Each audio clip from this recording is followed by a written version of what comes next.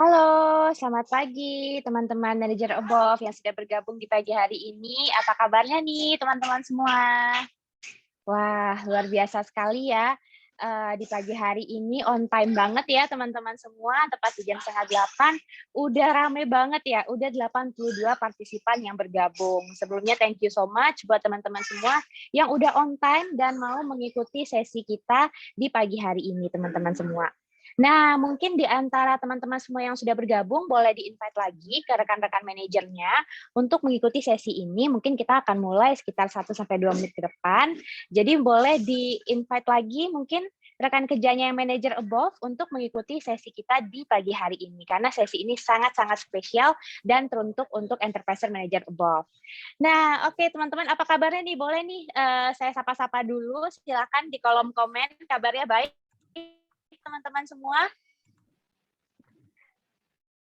Baik ya. Semuanya dalam keadaan baik-baik, sehat walafiat ya teman-teman semua. Alhamdulillah baik. Oke.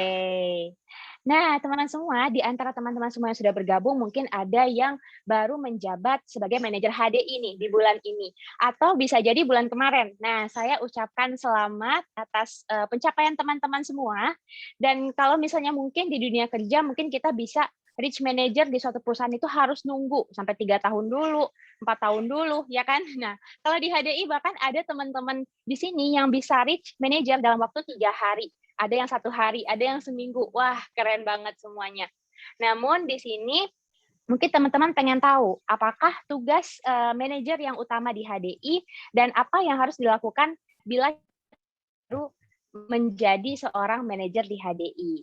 Nah, meskipun secara garis besar mungkin tugas kita itu adalah memimpin tim, tapi teman-teman pasti juga bingung ya, apa yang mesti dilakukan di awal-awal gitu. Jadi manajernya apa sih tugasnya, apa sih job desk-nya. Nah, seakan-akan mungkin dulunya saya juga pernah ya waktu di posisi manajer seakan-akan momen pertama ini kayak menegangkan gitu. Gimana sih cara jadi manajer gitu. Padahal seharusnya menjabat profesi baru itu apalagi manajer bisa dirayakan dengan euforia dan sukacita, teman-teman. Nah, biasanya momen membingungkan ini bisa berlangsung misalnya selama 1 atau 2 hari aja sih. Mudah-mudahan habis ini teman-teman setelah ikut sesi ini tuh nggak bingung lagi karena udah tahu ya gitu kan apa langkah-langkahnya untuk menjadi di posisi enterprise manager ini apa sih job desk-nya. Nah, bila teman-teman di sini salah satu yang merasakannya daripada bingung mengenai apa itu manajer, apa yang harus dilakukan, ya kan? Malam ini saya tidak sendiri teman-teman. Saya dan upline leader saya yang cantik sekali dari Kota Bandung, seorang Star Crown Indonesia. Nah, mungkin kita akan panggilkan aja Ci Sofi. Halo, selamat pagi Ci Selamat Sofi. pagi Gaby, pagi semua rekan-rekan. Wes, luar biasa banget ya. Wah, cantik banget ya, teman-teman. Yang sama-sama kita itu memulai dalam waktu yang on time nih. Senang banget ya kalau misalnya kita bisa selalu on time seperti ini. Ya, oke, mungkin bagi rekan-rekan yang Yes. tidak sedang berhalangan bisa open cam ya, supaya kita saling menyalurkan semangat nih. Oke, terima Benar. kasih, Ciki Piki. Benar, teman-teman boleh banget ya open cam Terima di sini kasih Kak teman-teman. Jadi Karisma, Mbak Vesa. Halo semuanya. Iya, ada Cevoni nih dari thank Sorong, you Jawa ya Barat. teman-teman Terima kasih. yang udah open cam. Wah, keren ya semuanya nih.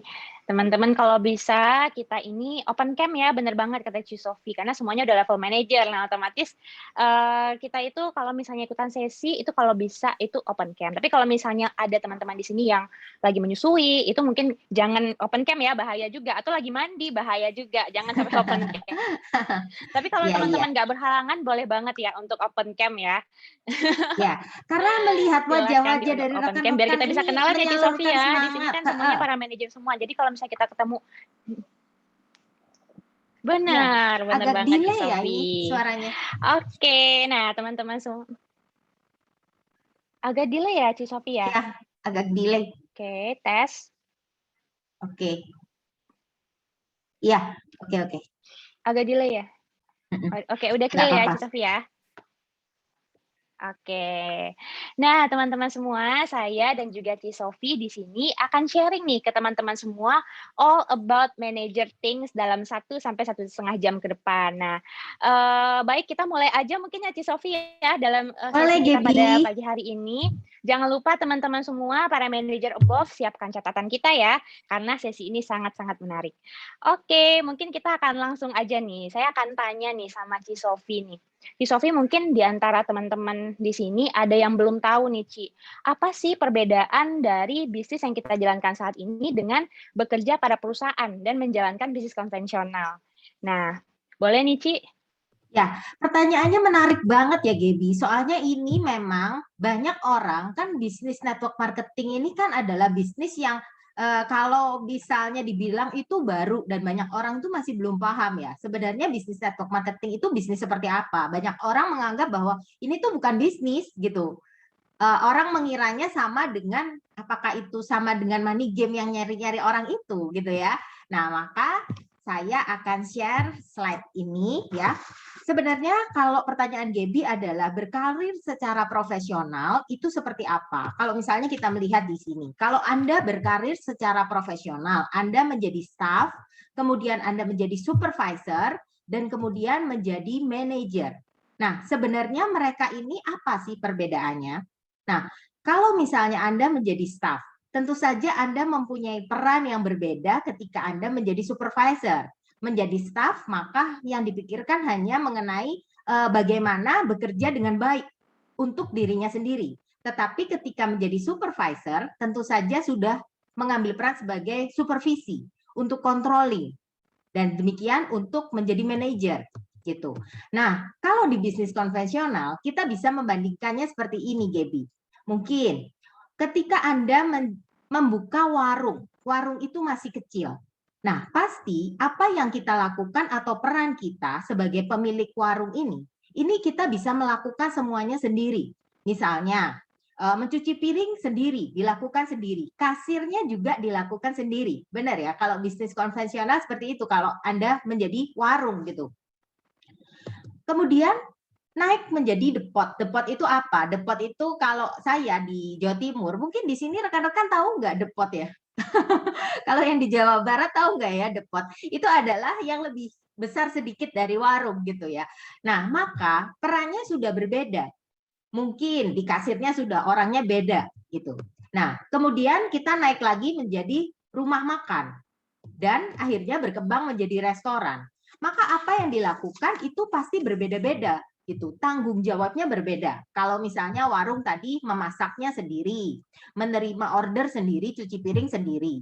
Nah, bisakah kalau misalnya Anda menjadi sebuah restoran besar, terus semuanya dilakukan sendiri? Memasak sendiri, cari bahan bakunya sendiri gitu.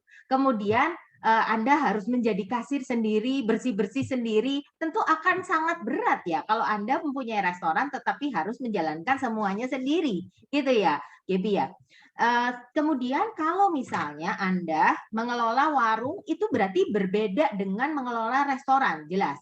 Karena Anda punya yang dinamakan misalnya Anda menjadi pemilik warung. Tentu pendapatan atau penghasilan Anda akan berbeda dengan menjadi pemilik restoran. Ya, tentu pemilik restoran pasti mempunyai income yang lebih besar. Betul ya? Sama seperti ketika Anda menjadi manajer di suatu perusahaan. Maka income Anda tentu lebih besar dari staff. Tetapi secara peran Anda, secara tanggung jawab Anda tentu lebih berbeda daripada ketika Anda menjadi staff atau manajer. Warung sama restoran juga demikian.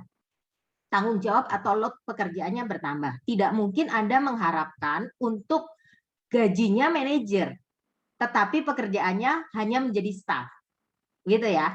Nah, pengetahuan dan kemampuan juga peran itu harus ditambah.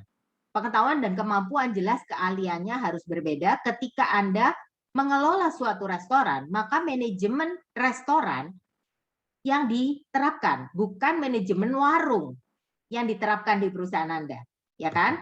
Nah, kalau bisnis network marketing itu sama seperti ketika Anda itu enterpriser, maka Anda hanya mengurus diri Anda sendiri. Misalnya, Anda hanya menjual produk. Presentasi ya presentasi sendiri. Tetapi ketika Anda menjadi seorang enterprise manager, maka Anda harus sudah mulai mengerti mengenai ilmu manusia. Betul ya, rekan-rekan ya? Bener banget, Ci. Nah, seperti itu, Gaby. Kalau misalnya kita itu tidak bertumbuh, maka tentu saja kita akan mengalami stagnasi. Gitu. Mungkin dari rekan-rekan ada yang mulai bisa memahami ya, karena kita bandingkan itu dengan bisnis yang konvensional dengan profesional. Untuk apa? Untuk memudahkan Anda. Ketika Anda berpikir, karena banyak orang itu kan taunya secara profesional atau bisnis konvensional. Benar ya? Nah, ini untuk memudahkan Anda. Itu kira-kira, Gaby. Wah, berarti sangat-sangat berbeda ya, Ci ya. Mulai dari tanggung jawabnya, terus dari kemampuan, dari perannya pun juga sangat-sangat berbeda, Ci. Dan saya pun juga pernah baca nih, Ci, dalam buku Business School, itu juga dibahas, Ci, bahwa sebenarnya kalau berkarir itu sebenarnya kita tuh masuk ke kuadran E ya, Ci ya, atau employee gitu kan, Ci. Tapi kalau menjalankan bisnis konvensional dan bisnis MLM itu termasuk ke kuadran bisnis owner gitu. Namun bedanya kalau di konvensional, kita itu meng-create sistem sendiri, ya kan, trial error berkali-kali.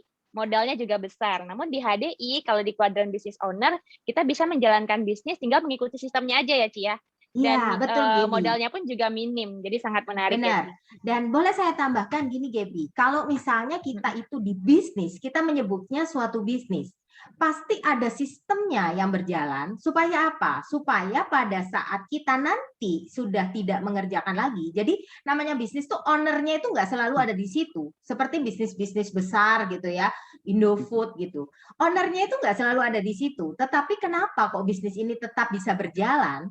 Karena tentu saja karena ada sistem yang berjalan sehingga orang-orang di dalamnya bisa menjalankan sesuai sistemnya. Itulah bisnis, di mana selalu ada sistem. Sama seperti kita di HDI, ada sistemnya gitu ya, Gaby ya. Nah, mungkin bisa di-sharingkan ya untuk kita kalau misalnya seorang manajer itu tuh pasti harus mempunyai mindset yang berbeda ya, Gaby ya, dengan enterpriser. Mungkin Gaby bisa bantu nih untuk jelaskan mengenai ini. Oke, Ci. Nah, teman-teman, terkait tadi pembahasan kita saat ini ya, berarti kita sendiri sebagai manajer ya, itu harus punya mindset bahwa kita saat ini sedang yang pertama itu menjalankan bisnis kita sendiri. Nah, teman-teman bisa lihat ya, menjalankan bisnis kita sendiri. Wow banget, teman-teman. Punya bisnis sendiri. Nah, di HDI, teman-teman saat ini adalah seorang business owner gitu. Jadi tanamkan dalam pikiran kita ini bahwa kita ini sedang menjalankan bisnis kita sendiri gitu. Jadi gagal ataupun berhasil, besar atau kecilnya hasil kita itu ditentukan oleh diri kita sendiri dan SDM di dalamnya.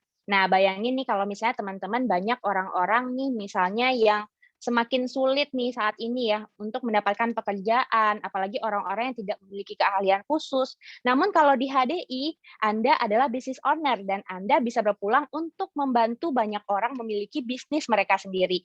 Nah, di sini juga di HDI ini juga tanpa pandang background ya, kita tuh bisa jadi business owner tanpa harus ngambil S2, S3 di luar negeri dulu, misalnya gitu kan, atau background-nya itu harus profesional apa dulu gitu. Tapi di sini kita itu berkesempatan untuk jadi business owner tanpa pandang background. Semua bisa sukses di sini jika mengikuti path of success-nya. Jadi selamat banget buat para manajer di meeting ini. Anda semua di sini menjadi bos untuk diri sendiri. Waktu kerja juga fleksibel banget dan keuntungan yang didapatkan jika punya jaringan yang kuat dan sukses pastinya akan tergolong besar. Jadi tanamkan mindset kita seperti ini dalam menjalankan bisnis HDI, teman-teman. Karena kita adalah pemilik perusahaannya, maka jika ada hal-hal di luar kemampuan kita, seperti misalnya ada contoh produk PO atau masalah-masalah apa kayak gitu. Nah, jangan cepat menyalahkan perusahaan karena ini adalah bisnis kita sendiri.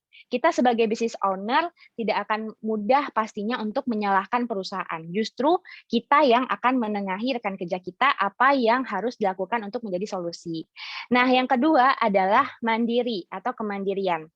Nah, kemandirian yang dimaksud pada saat kita sudah reach di posisi manajer ini adalah yang pertama itu kemandirian untuk belajar, teman-teman.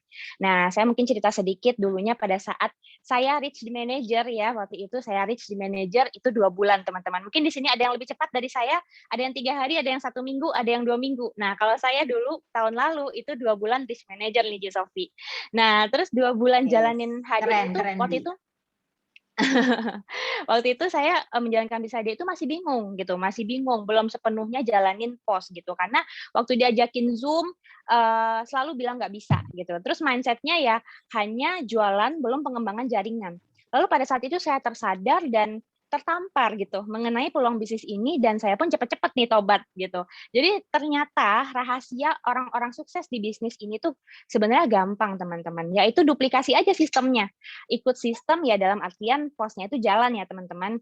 Nah mungkin di sini ada yang belum tahu pos gitu ya, pos itu adalah path of success. Nah itu isinya adalah prospecting, follow up, cara mengundang, sampai how to do presentation. Jadi saya waktu itu mikir lagi, di bisnis ini aset kita itu bukan clover honey, bukan propo elik, tapi manusianya. Maka yang harus dikuasai adalah people knowledge-nya. Dalam artian cara prospecting, cara presentasi, cara follow up, cara berhubungan dengan sesama manusia itu yang menentukan keberhasilan kita di bisnis ini. Jadi waktu itu di bulan pertama September saya aktif itu, saya kuasai aja waktu itu Ci dan teman-teman semua sistemnya itu dan mempelajari aja gitu, apa sih yang menjadi rahasia orang-orang sukses di bisnis ini, seperti itu. Jadi Ya, karena kita belajar sendiri dari tuh orang nggak sukses ya, Bi ya. bener banget Pasti. Ci, Kita tinggal benar. ngikutin doang ya, sebenarnya ya. Bener, Ci. Karena kita nggak perlu bikin sistem sendiri, udah jalanin aja sistem yang ada. Path suksesnya itu ada, karena arti dari path of success adalah langkah menuju kesuksesan. Maka kalau path-nya aja nggak kita ikuti, ya kita bakalan stagnan. Bener banget kata Ci Sofi. Karena kita nggak lewatin jalan yang benar. Jadi waktu bulan pertama saya melakukan pos itu, sampai presentasi every week, meskipun materi yang saya bawain adalah selalu press tool, tapi nggak apa-apa. Saya yakin dengan kemandirian yang ada itu akan tertransfer kepada rekan kerja saya. Jadi waktu itu 10 rekan kerja saya itu langsung duplikasi, Ci.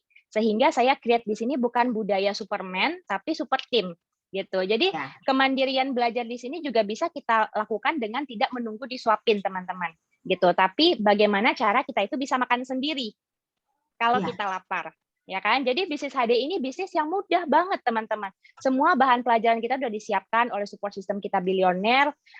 Kita kan juga bisa download BEC, bisa baca buku, kita bisa dengerin Bill YouTube, kita bisa dengerin media yang udah ada. Kenapa harus tunggu ada yang menyampaikan dulu ke kita? Seperti itu. Mau sampai kapan kan kita disuapin terus? Masa sih kita dari bayi sampai sekarang mau makannya bubur aja? Ya kan? Pasti kita pengen cobain sate Padang, nasi Padang, makan steak ya kan. Oleh karena itu waktu itu saya berpikir sih bahwa kemandirian kita jangan hanya sebatas bayi gitu. Tapi mandirilah seperti orang dewasa gitu. Kalau kita mau baca buku sendiri, belajar BEC sendiri itu namanya kita sudah dewasa karena nggak disuapin terus gitu. Karena banyak orang di luar sana yang menyalahkan upline nggak bantu, upline-nya nggak ngajarin, menyalahkan sekitar. Padahal kesalahan itu ada di diri mereka sendiri. Kenapa nggak mau mandiri seperti itu? Nah, terus yang kedua adalah kemandirian atas apa yang harus kita lakukan sebagai enterpriser HDI. Nah, setelah kita punya keyakinan teman-teman dan dream, tugas utama kita di bisnis HDI adalah path of success. Jadi simpelnya mandiri itu adalah meniru gitu, menduplikasikan kesuksesan upline kita, mengikuti path of success mereka gitu. Ibaratnya kalau kita tersesat di hutan, terus kita mau keluar dari hutan itu, terus kita ketemu nih jejak kaki manusia. Nah, kira-kira kita mau ikutin jejak itu atau kita bikin jalan sendiri gitu. Pastinya aku akan ngikutin path of success dari Cisofi seperti itu untuk keluar dari hutan belantara itu seperti itu. Karena kalau misalnya bikin sistem sendiri, ya nanti akan ketemu hewan buas gitu atau tersesat di hutan ya pastinya lebih baik kita ikutin aja path of success dari upline leader kita. Karena jejaknya sudah terbentuk, kenapa kita malah cari jalan yang lain. Dan bagi saya mandiri di sini juga bukan berarti sok tahu ya teman-teman. Mandiri di sini bukan berarti nggak mau diajarin atau dibimbing. Nah, mandiri di sini juga bukan seenak-enaknya gitu. Mandiri di sini adalah kita melakukan apa yang menjadi bagian kita dalam bisnis HD ini, seperti yang sudah ada di Path of Success dan mengikuti arahan dari upline leader kita. Coba teman-teman perhatikan selama ini, misalnya ada nggak sih rekan kerjanya, aduh rekan kerja aku nggak pernah mau dengerin aku kayak gitu, aku ngomong ini nggak mau didengerin segala macem. Nah bisa jadi apakah teman-teman semua sudah mendengarkan solusi ataupun masukan dari upline leadernya masing-masing. Nah karena di HD itu pasti duplikasi itu jalan gitu. Jadi jadilah pendengar yang baik terlebih dahulu apabila kita mau didengarkan oleh rekan kerja kita. Karena apabila kita benar-benar nggak tahu apa yang harus dilakukan, di sanalah kita harus mau untuk konsultasi. Di sanalah kita tetap harus mau untuk bertanya kepada upline kita. Namun tidak semua yang kita serahkan ke upline kita dengan cara kita menunggu aja, dalam artian ya udahlah serahkan aja ke upline semuanya. Enggak, karena upline kita itu enggak handle kita doang ya, Ci Sofi. Dia pasti mempunyai tim-tim lainnya gitu. Jadi jangan menunggu. Kalau misalnya kita nunggu, kita nggak action, ya nggak mungkin kita akan memulai untuk presentasi sendiri, follow up sendiri, ya kan? Sehingga ujung-ujungnya ya kemandirian itu pasti akan berdampak pada pencapaian kita semua. Seperti itu. Pasti teman-teman pengen punya tim yang solid dan konsisten ya kan. Nah, itu semua bisa terjadi karena mereka pasti melihat upline mereka melakukan apa yang mereka lakukan begitu. Karena langsung duplikasi itu akan berjalan. Nah, selanjutnya yang terakhir kemandirian di sini saya maksud adalah kemandirian sebagai problem solver bagi tim kita. Jadi kebanyakan orang itu nggak mau mandiri itu karena apa? Karena mereka merasa nggak yakin melakukannya, baik itu mandiri dalam menyelesaikan problem di jaringan gitu. Jadi mandiri di sini bagi saya bukan hanya secara teknikal, tapi mandiri di sini juga kita mandiri sebagai problem solver kepada tim kita. Misalnya ada tim kita yang bertanya sesuatu nih, kita kan sebagai manajer ya, otomatis kita harus berusaha mandiri untuk mencari tahu jawabannya. Mungkin aja nih teman-teman semua bisa lihat semua itu di Big E, Big M, Bill YouTube dan segala macamnya. Namun ada kalanya pada saat benar-benar nggak ngerti solusinya, kita tetap konsultasi kepada upline kita gitu. Kalau saya sendiri ke Karolin, ke Kak Sandra, ke Mama Dewi ya, Ci Sofi dan juga Ci Rosita itu saya panggil Mama Dewi ya, sampai ke Kohoho gitu. Jadi ya udah kita contoh aja duplikasi dan kita belajar untuk menjadi problem solver di jaringan kita. Dan pastinya manfaat ketika kita itu mandiri, teman-teman pasti adalah duplikasi gitu. Jadi saya pun juga merasakan ya Ci Sofi, kalau misalnya pada saat kita mandiri, duplikasi itu berasa banget gitu. Kalau kita cepat untuk mandiri, pasti akan cepat nih tim kita itu terduplikasi gitu. Mereka nggak jadi manja, mereka nggak akan cepat untuk mandiri, nggak akan cepat untuk tidak mandiri gitu. Tapi kalau kita sendiri tidak memberikan role model mandiri, ini yang akan berbahaya teman-teman. Karena saya memperhatikan dari keseluruhan jaringan saya, biasanya yang nggak mau mandiri, nggak mau cepat mandiri, biasanya duplikasinya juga nggak ikut mandiri sampai ke bawah-bawahnya. Jadi sayang banget gitu. Jadi teman-teman ingatlah segala sesuatu hal itu lebih baik benar dari awal, mandiri dari awal, karena kalau dari awal udah salah, memperbaikinya juga salah. Apalagi yang nggak mandiri, yang nggak mau ikutin sistem, yang dari awal udah nggak mau presentasi, itu pasti ngerubahnya susah banget. Memperbaiki jaringan itu pasti akan susah kalau udah salah dari awal. Kayak gitu. Jadi sebenarnya MLM ini gampang banget ya, Cia. Karena sebenarnya kita tinggal ngikutin sistemnya aja, kayak gitu. Yeah. Jadi tinggal mandiri buat segala halnya itu kita mandiri. Termasuk juga follow up. Saya banyak belajar dari seorang Ci Sofi. Seorang Ci Sofi itu saya ini siapa sih sebenarnya gitu kan? Ada di lapisan keberapa gitu kan? Saya ini di lapisan ke-10 Ci Sofi kali ya, Cia. Iya, kayaknya 9 atau 10 ya, Gibi ya. Bener banget, tapi Ci Sofi itu benar-benar mau memberikan ilmu gitu, mencarikan solusi gitu, memberikan konsultasi walaupun saya itu ada di lapisan ke-10. Jadi saya langsung mencontoh kemandirian Ci Sofi tadi, saya mencontoh semua yang dilakukan sama Ci Sofi, saya praktekkan seperti itu. Jadi teman-teman juga sama seperti saat ini mungkin udah tahu ya, lihat gambarannya seperti apa sih mandiri itu. Pada saat teman-teman lihat, wah keren banget ya Ci Sofi gitu kan. Nah, teman-teman sendiri juga mempraktekkan langsung ke jaringannya seperti itu gitu. Jadi saya sempat berpikir loh Ci Sofi aja turun, masa saya nggak mencontoh hal itu gitu kan. Ci Sofi aja turun loh sampai kedalaman 10 ya kan. Jadi sebenarnya gampang teman-teman. Kita udah ada di contoh upline leader yang hebat, yang mandiri seperti Ci Sofi di sini ya, kita tinggal aja contoh duplikasi dan tiru aja semuanya gitu, bercermin dari upline leader kita. Pada saat kita tahu ada contoh, lalu kita bisa melakukannya, kenapa enggak kita lakukan sendiri. Nah, seperti itu. Nah, terus yang ketiga di sini adalah fokus kepada manusia, bukan produk. Nah, teman-teman semua, saat ini kita itu sedang menjalankan bisnis network marketing, yang mana kata kunci dari bisnis ini adalah membangun network. Dari network marketing ini kita membangun yang namanya aset. Nah, aset ini di bisnis ini apa teman-teman? Boleh tahu nih di kolom komen? Ada yang tahu asetnya di sini di bisnis ini? Adalah human-nya ya teman-teman. Wah, hebat semuanya nih. Mantap. Human-nya atau manusianya gitu. Jadi artinya aset kita di sini bukan produknya. Karena aset kita di sini adalah manusianya, Jadi pada saat kita rekrut, pastikan aset kita tadi itu nggak kita tinggalin gitu, atau cuma untuk nebeng poin-poin doang. Nah, itu bahaya, teman-teman. Artinya kalau kita tahu kalau aset kita manusia, maka kita harus melakukan yang namanya follow up untuk mereka itu bisa aktif seperti itu. Nah, follow up sambil rekrut yang baru boleh banget ya sih? Boleh banget, asalkan orang yang kita rekrut terlebih dahulu ini jangan sampai kita tinggalkan. Karena aset kita di sini adalah human-nya, maka omset kita akan membesar seiring dengan membesarnya jaringan kita, teman-teman. Gitu. Jadi banyak banget mungkin kalau misalnya jadi manajer sebenarnya gampang gitu ya.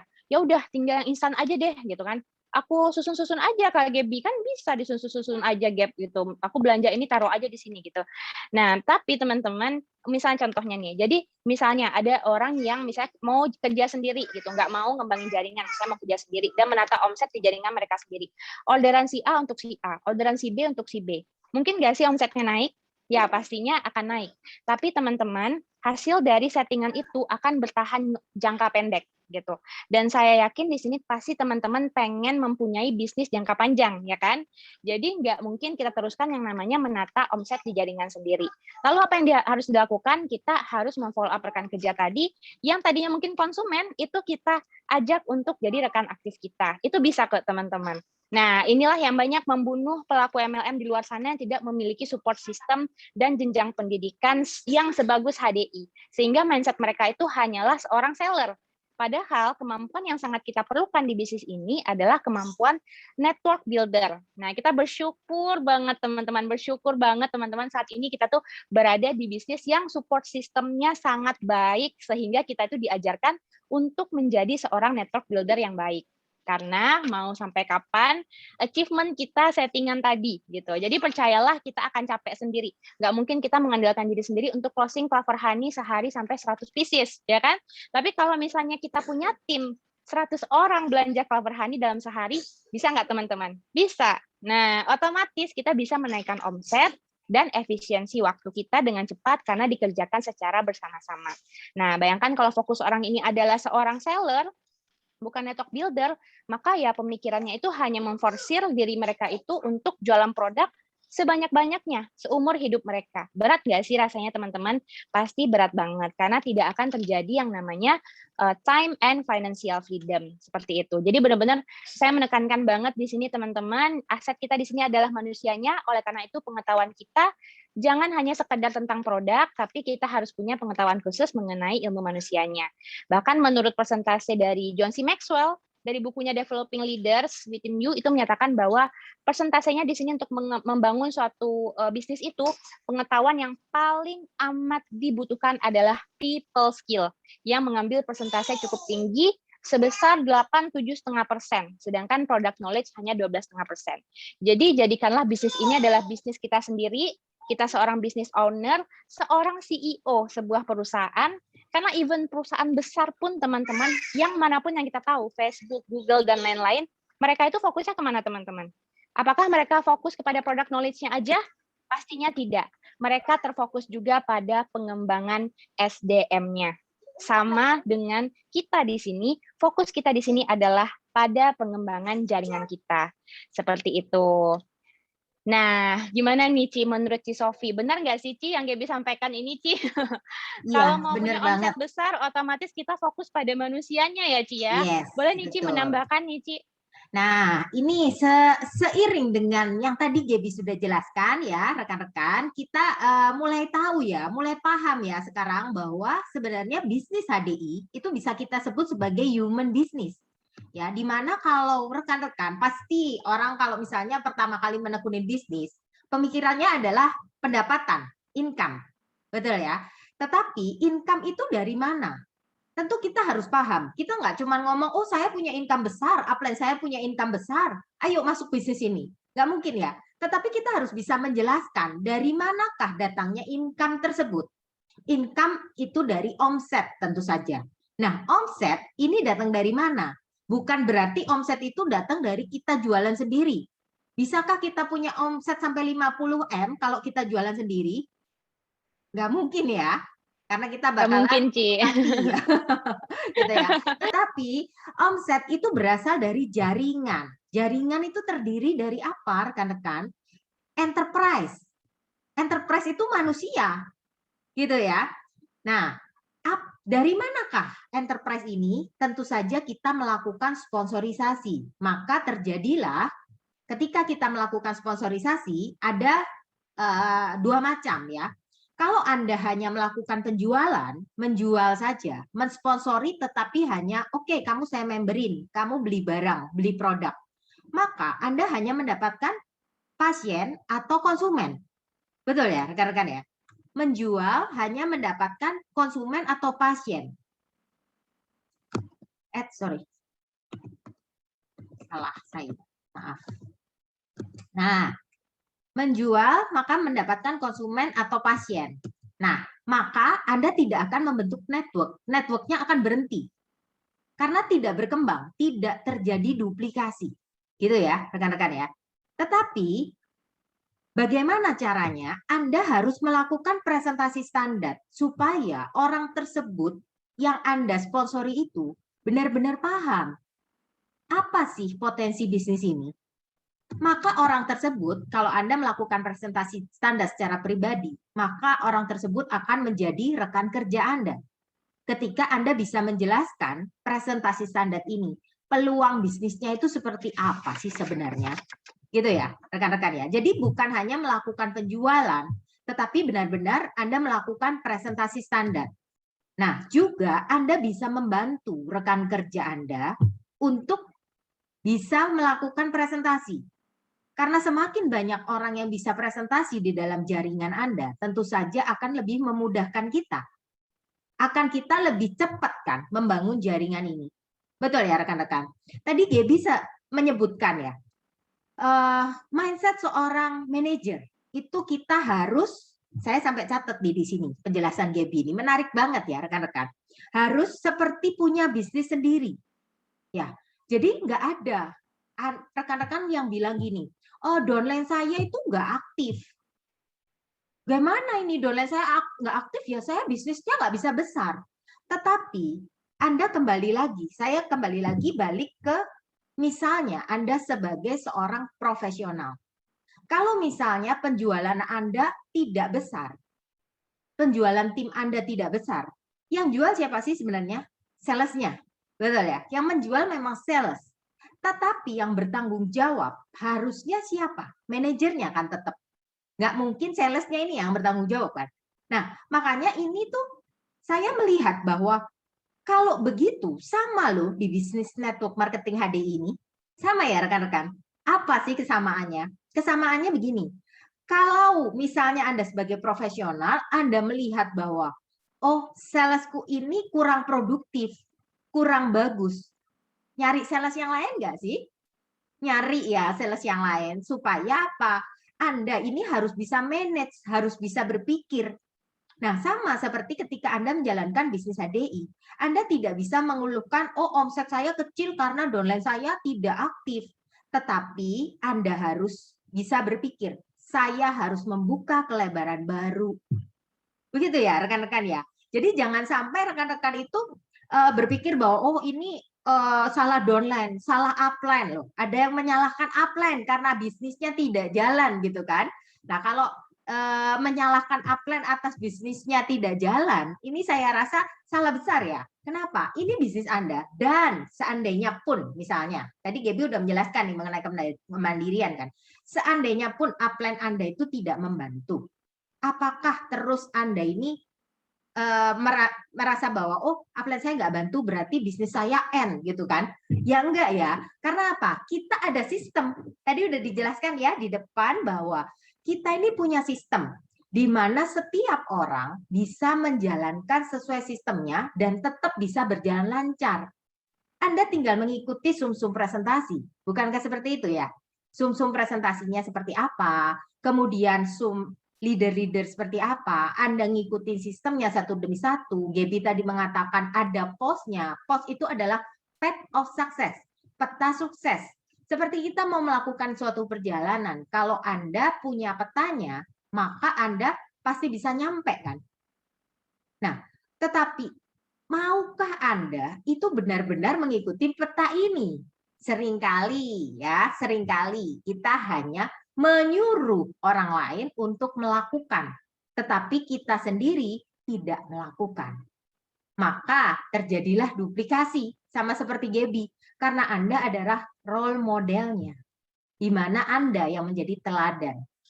Ingat ya, rekan-rekan, kita di sini, downline Anda itu tidak Anda bayar. Jadi seperti Anda itu bukan yang profesional ya. Kalau profesional atau bisnis konvensional, Anda bayar orang. Kalau orang itu tidak menjalankan sesuai apa yang Anda inginkan, maka Anda pecat orang itu ganti yang lain. Gitu. Tetapi di bisnis ini, bukankah Anda tidak membayar orang? Maka Anda perlu menguasai people skill ini, people knowledge ini.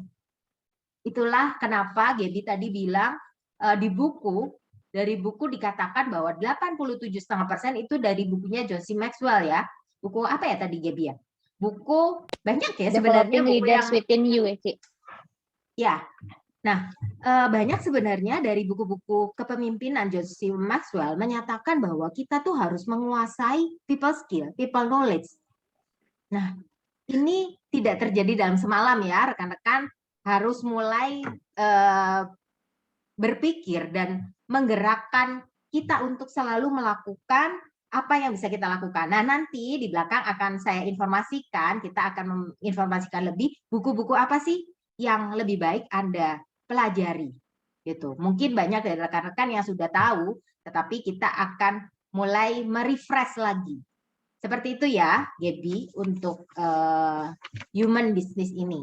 Dan yang terutama saya ingatkan lagi bahwa jangan lupa rekan-rekan ketika Anda merekrut, bukan Anda hanya menjual atau Anda sudah happy mempunyai omset karena dari hasil penjualan, tetapi Anda harus bisa mengembangkan jaringan. Lakukan presentasi dan bangunlah jaringan Anda. Lakukanlah juga seperti yang Gaby bilang tadi, kemandirian adalah bukan cuma nitip ke upline. Anda punya tanggung jawab. Ketika Anda punya orang baru, bukan hanya masukin ke grup, terus Anda free, selesai gitu. Tetapi Anda harus mengurus downline ini. Karena Anda sebagai manajer adalah tugasnya memanage. Kalau Anda masih mempunyai mindset sebagai enterpriser yang cuma jual, terus sudah selesai, maka jaringan Anda tidak akan berkembang. Banyak orang jaringannya stagnan karena tidak melakukan perannya, tanggung jawabnya sebagai seorang enterprise manager. Gitu ya. Oke. Mungkin itu Gaby ya. Oke, Ci Sofi. Jadi benar banget ya teman-teman yang disampaikan sama Ci Sofi ya. Jadi di sini fokus kita itu adalah pengembangan jaringan. Berarti yang kita kuasai itu adalah presentasi standar gitu ya, Ci ya, postnya gitu ya, Ci, supaya muncul orang-orang baru yang menduplikasi kita sehingga jaringannya pun juga akan membesar. Karena kalau misalnya kita hanya menjual, ya networknya akan stop. Jadi yang kita dapatkan ya segitu-gitu aja. Nah, teman-teman pasti pengen memiliki pencapaian dan penghasilan yang besar ya dari bisnis HDI. Otomatis yang di sini yang perlu difokuskan adalah mengembangkan jaringannya. Oke, nah Ci Sofi di sini mungkin saya akan menjelaskan ke teman-teman, mungkin di sini ada yang bingung gitu perbedaan dari seorang enterpriser dan manajer di HDI. Nah, di sini teman-teman bisa lihat dari tanggung jawabnya itu sangat berbeda teman-teman. Kalau seorang enterpriser, ibaratnya kita baru join di HDI, itu tanggung jawabnya tuh hanya pada diri sendiri. Ibaratnya ya kita itu misalnya untuk 300 poin gitu ya, untuk mendapatkan bonus pertama, berarti kita ya udah kita jualan sendiri aja dulu gitu, untuk nutupin poin sendiri. Jadi tanggung jawabnya tuh ya udah untuk diri sendiri dulu, belum mikirin untuk bagaimana pengembangan jaringan gitu untuk enterpriser awal. Tapi pada saat kita udah di manajer nih teman-teman, tanggung jawab kita itu udah di diri sendiri dan jaringan dan tim. Nah, ingat teman-teman, jaringan ini pastinya mereka itu menggantungkan dirinya itu pada teman-teman semua di sini. Karena mereka mempercayai teman-teman semua menjadi leadernya atau manajernya di bisnis ini. Seperti itu. Jadi, kalau bisa kita amanah ya sama rekan kerja kita. Tunjukkan bahwa kita ini membawa mereka ke bisnis yang tepat, jadi benar-benar di-handle semuanya gitu. Termasuk untuk presentasi standar, teman-teman juga boleh banget untuk cobain role play seperti itu. Role play presentasi, kita sampaikan ilmu-ilmu yang kita dapatkan dari HDI, jangan kita terima sendiri karena di sini bukan untuk diri sendiri lagi, teman-teman, tapi diri sendiri dan jaringan. Jadi apa yang teman-teman dapatkan dari meeting apapun, dicatat, dibuatkan grup meeting lagi kepada tim kecil teman-teman. Nggak apa-apa, cuma 1, 2 orang, 3 orang, nggak masalah.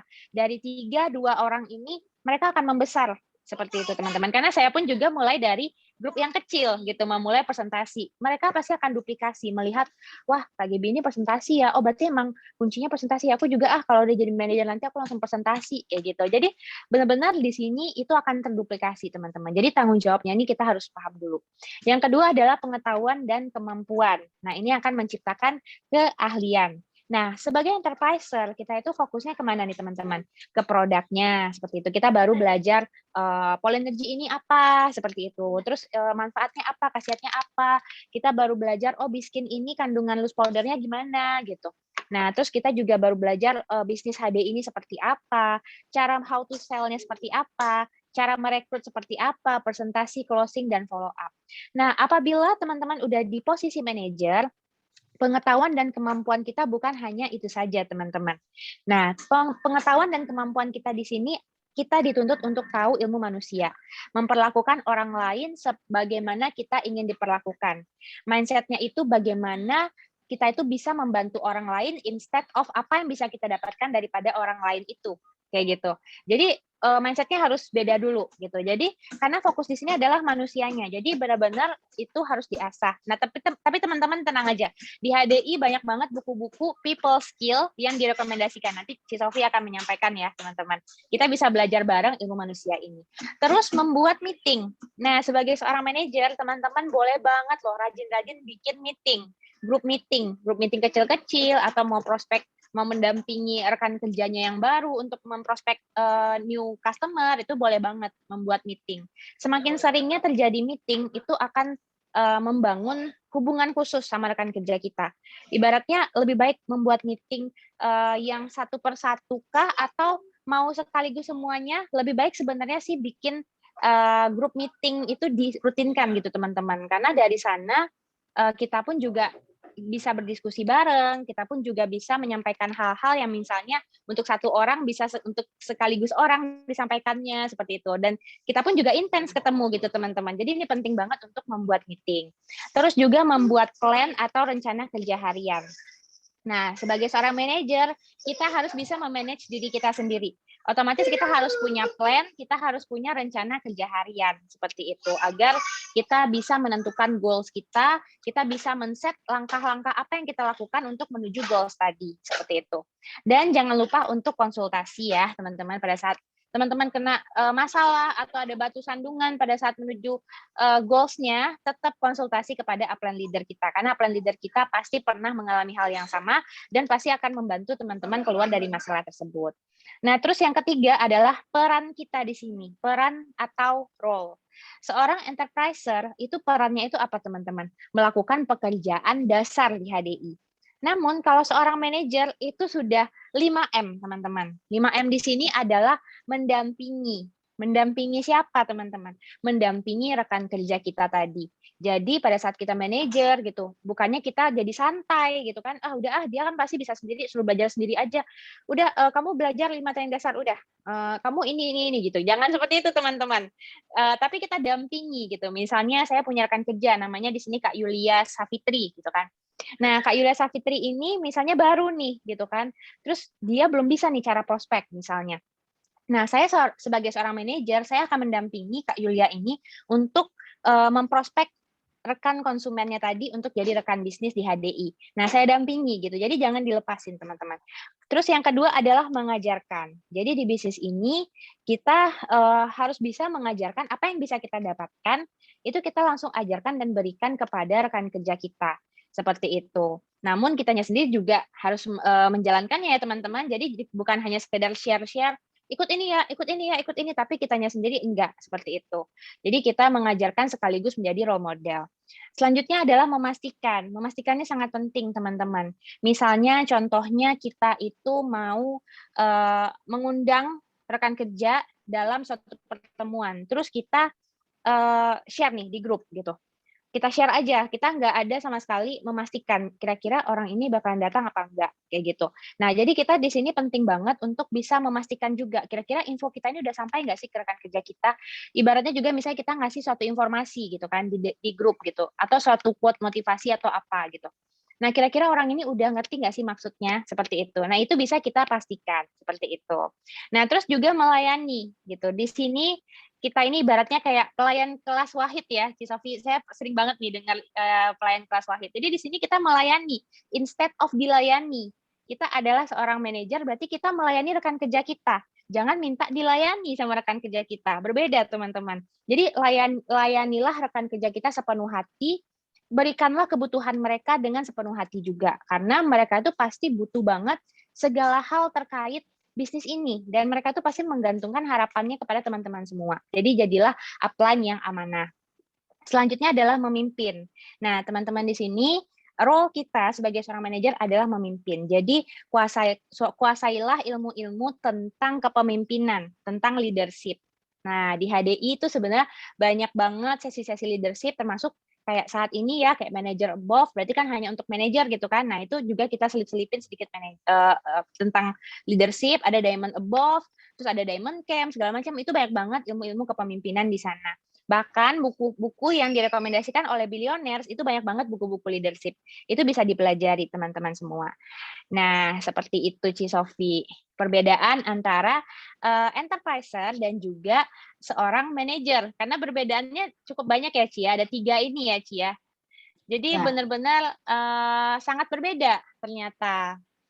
Nah, karena kalau enterpriser ini hanya berfokus kepada dirinya sendiri ya Gebi ya. Kalau manajer kita harus sudah mulai tahu bagaimana memperlakukan orang lain dengan sebaik-baiknya. Jangan sampai kita ini menjadi orang yang tidak disukai. Karena kita otomatis kalau rekan kita tidak merasa nyaman, buat apa dia terus melanjutkan untuk menjadi rekanan bisnis Anda? Ini yang menyebabkan terjadi stagnasi. Seperti itu ya, benar Gaby ya. Ci. Benar. Jadi benar-benar jadilah manajer pilar ya Ci ya, real manager, not only manajer musiman gitu. Nah, nanti saya akan jelaskan manajer pilar ini seperti apa teman-teman. Sebelumnya saya mau bertanya nih sama Ci Sofi. Mungkin teman-teman ada yang bertanya-tanya nih Ci, mengapa sih saya tuh harus melakukan tugas-tugas manajer yang disampaikan oleh Kak Gaby ini gitu? Kenapa sih harus baca buku? Kenapa sih harus Zoom meeting? Kenapa sih harus 5M gitu? Nah, apakah ada korelasinya pada pertumbuhan omset kita nih Ci? Ya, tentu saja setiap pertumbuhan diri kamu adalah sama dengan pertumbuhan omset. Itu sering dikatakan. Nah, seperti contohnya seperti ini ya. Kenapa kok kita itu harus penting sekali untuk mendedikasikan diri untuk pertumbuhan diri. Ini tuh penting karena menjadi manajer pilar itu sebenarnya seperti apa sih? Anda itu harus bisa memimpin diri Anda sendiri dulu, baru bisa memimpin tim. Maka dari itu Anda, kalau supaya bisa memimpin diri sendiri, bisa menganalisa yang baik, bisa mempunyai wawasan yang luas, berarti Anda harus terus bertumbuh. Nah, ketika Anda mau melakukan pertumbuhan, Anda harus ingat seperti ini. Jangan sampai Anda berpikir, aku dengan seperti ini juga, aku sudah dapat income kok. Hati-hati seperti ini, karena akan terjadi stagnasi. Kenapa? Anda bisa bayangkan, kalau misalnya seseorang manajer tidak mendedikasikan dirinya untuk terus bertumbuh, ketika ada stagnasi, misalnya terus bertumbuh dalam apa? Dalam pengetahuan, kemampuan, dan sikapnya tetap sama. Maka, mungkin nggak rekan Anda itu berpikir, oh, kayaknya yang diomongin sama Ci Sofi itu gitu-gitu aja sih dari dulu. Gaby kayaknya ngomongnya gitu-gitu aja. Mereka tidak merasakan mendapatkan manfaat dari ketika bertemu dengan Anda. Ketika menghadiri sesi-sesi Anda itu tidak terjadi, mereka tidak merasa mendapatkan sesuatu yang baru. Mereka merasa kok gitu-gitu aja. Akhirnya mereka tidak respect kan dengan Anda. Apakah salah pemikiran downline Anda atau rekan Anda seperti itu? Nggak salah, wajar banget. Sama ketika Anda berpikir, kok upline saya ini setiap kali ketemu ngomongnya sama terus ya? Ngomongnya misalnya hanya memamerkan, aku dapat sekian, aku dapat sekian. Nah, Tetapi tidak ada detail yang membuat kita itu tuh bisa lebih paham. Tidak ada sesuatu yang baru. Maka tentu saja jadi mereka tidak respect. Dan ingat rekan-rekan, kepemimpinan adalah pengaruh. Ketika orang tidak bisa Anda tidak bisa mempengaruhi orang lain, maka orang itu tidak akan ikut sama Anda. Gitu ya, rekan-rekan. Terus saya belajar dari satu sosok ini, yaitu Warren Buffett. Nah, saya mengindonesiakan aja ya, supaya lebih mudah bagi saya juga lebih mudah gitu ya. Ketika suatu benih itu tumbuh, itu tidak ada suaranya, silent. Tetapi ketika ada kehancuran atau ada pohon yang jatuh, tumbang, maka akan menimbulkan suara yang berisik gitu ya. Destruction has noise, but creation is quiet. The power of silence grows silently. Nah, apa yang harus Anda lakukan? Anda bertumbuhlah. Paksa diri Anda ketika malam hari untuk mengembangkan diri. Untuk Anda itu bisa belajar lebih. Kecepatannya itu harus lebih. Kalau misalnya Anda merasa gini, ya wajarlah orang saya masuknya itu hampir sama kok sama rekan kerja saya itu. Tetapi Anda harus tetap memaksa diri Anda untuk Anda itu bisa bertumbuh lebih cepat. Karena kita tahu ya, waktu yang kita pakai sehari-hari ini akan menentukan kita ini nantinya seperti apa beberapa tahun lagi. Karena kalau misalnya Anda meluangkan waktu 30 menit aja setiap malam untuk bukan berdoa ya, untuk membaca buku gitu ya. Setelah berdoa maksudnya. Setelah berdoa Anda baca buku gitu ya. Atau sebelum doa malam hari mau tidur, Anda baca buku dulu 30 menit. Kalau 1 bulan aja sudah 30 kali 30 ya. Berarti Anda sudah meluangkan waktu lebih.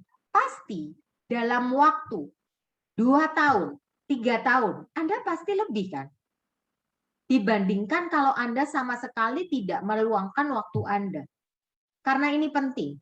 Banyak orang, atau kalau misalnya saya bilang ya, ada toko yang misalnya Anda bisa melihat orang-orang di sekitar yang membangun bisnis. Kalau misalnya nggak ada development, nggak ada pertumbuhan dan perkembangan, gitu-gitu aja.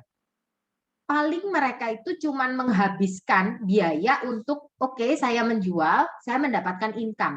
Cuman itu aja. Tidak menginvestasikan waktu mereka untuk bertumbuh, maka lama-lama mereka akan hancur. Atau mereka akan begitu-begitu aja, stagnan. Tidak ada pertumbuhannya.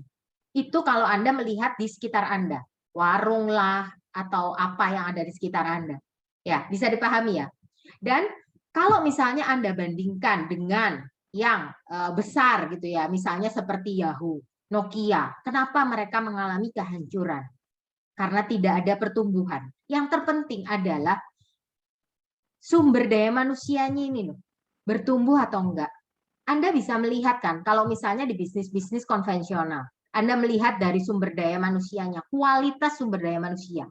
Kalau seandainya kualitas sumber daya manusianya ini stagnasi, bukankah kalau di perusahaan-perusahaan besar, Anda yang pernah bekerja di perusahaan besar, pasti ada yang namanya diajak untuk training. Kenapa sih? Supaya SDM-nya ini bertumbuh. Kalau SDM-nya bertumbuh, maka perusahaan ini akan growth, akan bertumbuh terus. Tetapi kalau SDM-nya aja mengalami stagnasi, maka tidak akan ada pertumbuhan. Ini penting banget ya rekan-rekan, untuk rekan-rekan bisa selalu bertumbuh.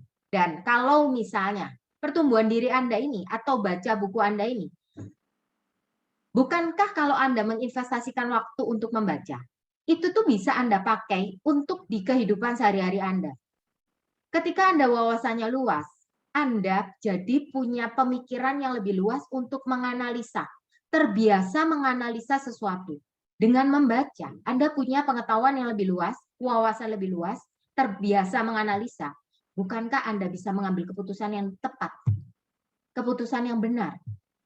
Sama ya, seperti gini ya. Misalnya contoh paling kecilnya, banyak orang itu mereka itu begitu ditawarin business network marketing, MLM, ada yang langsung kabur nggak? Tetapi ini tuh karena apa? Ya saya atau rekan-rekan yang sudah tahu, kita tidak merasa terlalu down. Karena apa? Oh memang orang ini belum siap, belum punya pengetahuan dan kemampuan yang cukup untuk memahami bisnis network marketing. Mereka tidak bisa menganalisa dan orang bakalan kehilangan banyak peluang ketika mereka tidak bisa menganalisa atau tidak punya wawasan yang luas. Seandainya orang itu mau meluangkan waktunya untuk lihat dulu, sistemnya dilihat dulu, mereka bandingkan dulu, mereka lihat dan baca buku-buku. Bukankah mereka punya kesempatan untuk mendapatkan income puluhan bahkan ratusan juta? Benar ya rekan-rekan? Ini loh, gunanya Anda membaca buku. Dan Anda harus bisa open mind. Anda harus bisa open mind orang yang di luar sana kalau Anda punya banyak pengetahuan. Anda mau punya rekan kerja yang pintar, cerdas, maka Anda harus bisa mengopen mind orang tersebut. Anda harus punya wawasan yang lebih luas. Bukankah seperti itu? Nah, seperti itu ya, Gaby. Nah, mungkin saya pengen juga nih minta penjelasan dari Gaby nih sekarang. Kalau misalnya kita mau menjadi seorang manajer ya, manajer yang banyak orang kan, yang penting aku punya 3 orang rekan kerja gitu, berarti udah menjadi manajer. Nah, manajer yang menurut Gaby itu manajer pilar yang sehat itu seperti apa ya Gaby ya? Oke, Ci. Nah, di sini saya akan menjelaskan ke teman-teman semua mengenai manajer pilar. Tadi yang disampaikan oleh Ci Sofi benar-benar sangat-sangat luar biasa banget, teman-teman. Saya pun juga sampai mencatat nih, banyak banget yang sampai disampaikan sama Ci Sofi. Jadi di sini kapasitas kita membesar itu bisa kita kalau misalnya kapasitas kita membesar, otomatis kalau ada problem yang datang, itu kita bisa selesaikan ya, Ci, ya, karena kita sendiri udah rajin baca buku, ikut Zoom, dan Betul. lain-lain gitu ya. Jadi benar-benar di sini, teman-teman semua, jangan, berhenti untuk belajar gitu. Misalnya kita mikir, "Ah, rekan kerjaku kan udah baca buku semua, rekan kerjaku rajin-rajin semua kok." Tapi kalau kitanya sendiri enggak, suatu saat trust dari rekan kerja kita tadi akan berkurang ya, si Sofia, gitu kan. Karena upline leader aku nggak pernah nih ini segala macam. Merekanya makin pintar-pintar, tapi kitanya ngerasa, "Ya udahlah dia mereka aja sendiri, mereka udah pada pintar-pintar, mereka aja yang baca buku," kayak gitu. Tapi kitanya sendiri nggak, menjadi role model yang baik. Kita akan ketinggalan teman-teman. Seperti Benar. itu. Jadi di sini kita yang langsung melakukan percepatan ya, Ci Sofi ya, dalam pembelajaran ya, Ci Sofi. Nah, agar kita itu bisa menjadi manajer pilar, teman-teman. Nah, di sini saya akan membedah sama-sama, yuk kita bedah sama-sama ya, ini manajer pilar ini seperti apa, teman-teman. Nah, ini bisa menentukan kira-kira kita ini manajer yang benar-benar real manager atau manajer yang misalnya hanya untuk peringkat doang. Nah, di sini kita bisa membacanya dari Kompas Bisnis dari HDI sendiri. Nah, untuk seorang manajer pilar ya dari Kompas Bisnis kita bisa memperhatikan di sini teman-teman dari jumlah first line-nya. Seorang manajer itu minimum mempunyai jumlah first line itu ada di 15 orang, teman-teman. Nah, kira-kira dari teman-teman semua di sini apakah sudah 15 nih rekan first line-nya? Nah, di sini untuk jadi manajer pilar itu minimum ada di angka 15. Nah, kalau misalnya belum, teman-teman, nggak apa-apa. Berarti apa yang perlu kita upgrade ke depannya adalah cara kita prospecting, seperti itu. Nah, jadi tinggal di-upgrade kemampuan kita untuk prospecting, kita cari sebanyak-banyaknya rekan first line kita ini. Kenapa? Karena kalau kita hanya bergantung, misalnya, ya udahlah jadi manajer kan cuma 3 rekan kerja aja gitu, kaget. Ngapain sih harus punya 15? Nah, teman-teman, untuk menemukan orang aktif, kita harus cari. Seperti yang tadi disampaikan Ci Sofi. Di sini misalnya ada orang yang misalnya kemampuannya itu menurut kita, orangnya itu mut-mutan, kadang-kadang ada, kadang-kadang enggak, kayak gitu kan. Terus kita berharap sama dia bertahun-tahun gitu kan. Nggak mungkin kan teman-teman, itu ibaratnya kita harus cari lagi, ganti, seperti itu. Ibaratnya kayak kita ini seorang human capital di bisnis kita sendiri. Kita akan cari orang-orang yang benar-benar settle di jaringan kita. Jadi usahakan sebagai seorang manajer, kita memiliki minimum 15 orang. Nah, ini kita bisa dengan cara prospek ya, atau rekrut new member. Nah, selanjutnya adalah pertambahan enterpriser baru per bulan. Nah, di sini teman-teman pertambahan enterpriser baru per bulannya di posisi manajer apakah sudah mengacu kepada Kompas Bisnis ini, teman-teman? Nah, silakan di kolom komen apakah sudah. Nah, di sini teman-teman semua, di sini pertambahan enterpriser baru per bulan itu di angka 25. 25 orang, seminimumnya itu di 25 orang, seperti itu. Nah, ini kalau misalnya teman-teman merasa, "Ah, kayaknya aku belum deh sampai 25," kayak gitu. Nggak apa-apa teman-teman, kita upgrade terus cara prospecting kita. Bukan kita sendiri, tapi bagaimana rekan kerja kita ini, mereka pun juga tahu cara prospecting. Berarti di sini berlaku yang namanya 5M tadi yang memastikan. Kita memastikan rekan kerja kita tadi tahu cara prospecting, atau kita mendampingi rekan kerja kita tadi untuk bisa memprospek rekan baru. Nah, di sini akan terjadi yang namanya pertumbuhan rekan baru atau enterpriser baru per bulan di jaringan kita. Nah, selanjutnya di sini adalah jumlah yang presentasi, teman-teman. Jumlah yang jumlah enterpriser dalam grup. Nah, yang ketiga adalah jumlah enterpriser dalam grup. Nah, di sini itu ada di angka 75, teman-teman. Jadi jumlah total enterpriser dalam grup itu ada 75 orang. Nah, kira-kira apakah kita sudah ada di 75 orang ini, jumlah enterpriser dalam grup kita? Apakah kita sudah mengacu pada Kompas Bisnis? Nah, kalau misalnya belum, kita bisa nih memastikan rekan kerja kita itu bisa melakukan prospecting. Jika belum bisa, kita bisa dampingi terus untuk mendapatkan pertumbuhan enterpriser di dalam grup kita. Nah, selanjutnya jumlah presentasi 15 kali per bulan. Nah, ini kita pastikan teman-teman, apakah ada pertumbuhan orang-orang yang bisa presentasi ini di jaringan kita? Nah, kita harus memastikan di sini. Dan di posisi manajer, at least itu ada 15 orang yang sudah bisa presentasi per bulan. Berarti apa yang dilakukan teman-teman semua? Apakah ada yang tahu? Silakan di kolom komen untuk menemukan orang yang bisa presentasi. Boleh nih, kita saling interaktif ya teman-teman, saling ini. Apakah? Role play, benar banget. Benar banget teman-teman. Wah, mantap. Berarti di sini yang perlu kita lakukan adalah merole play rekan kerja kita gitu. Minimum 15 kali per bulan orang-orang yang bisa presentasi. Seperti itu di jaringan kita sendiri. Berarti kita tiap hari itu kalau bisa bikin di RKH kita orang-orang yang kita role play seperti itu untuk presentasi. Nah, karena sebenarnya role play itu gunanya emangnya buat presentasi besar aja kaget gitu kan, buat presentasi di Zoom gini, enggak. Role play itu adalah modal utama kita pada saat kita mau memprospek orang. Mau itu by phone, mau itu ketemu langsung, mau itu lewat Zoom meeting, itu kemampuan dasar kita itu adalah dari role play. Kenapa? Karena dari role play itu semua informasi tentang HDI ada, dari produk, dari bisnis.